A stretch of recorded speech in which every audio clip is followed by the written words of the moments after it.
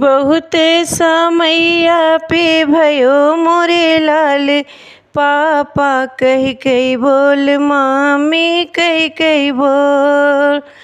अरे बहुते समैया पे भयो मोरे लाल, पापा कही कही बोल, मम्मी कही कही बोल।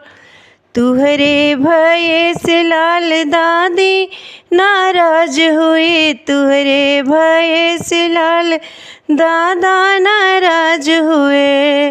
तुहरे भये से लाल दादी नाराज हुई, तुहरे भये से लाल दादा नाराज हुए।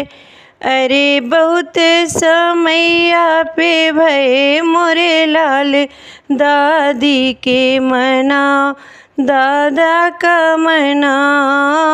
बहुत समैया पे भयो मोरे लाल, दादी के मना दादा का मना।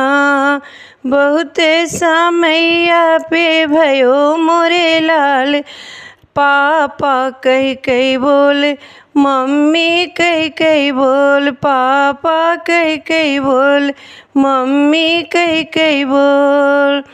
तुहरे भये से लाल चाची नाराज हुई, तुहरे भये से लाल चाचा नाराज हुए। तुहरे भये से लाल चाची नाराज हुई, तुहरे भये से लाल चाचा नाराज हुए। अरे बहुत समैया पे भयो मोरे लाल, चाची के मना चाचा के मना। बहुत समैया पे भयो मोरे लाल, चाची के मना चाचा के मना।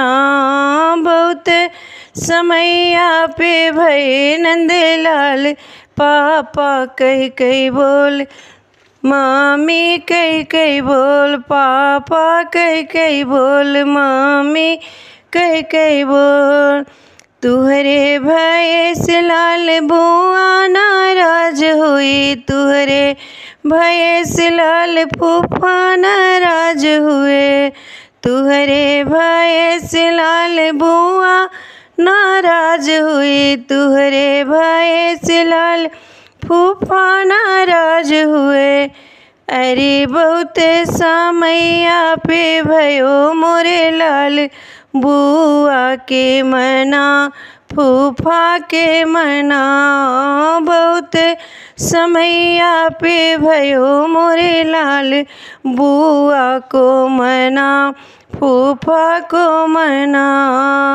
बहुत समैया पे भयो मोरे लाल, पापा कही कही बोल, मम्मी कही कही बोल। बहुत समैया पे भयो मोरे लाल, पापा कही कही बोल, मम्मी कही कही बोल।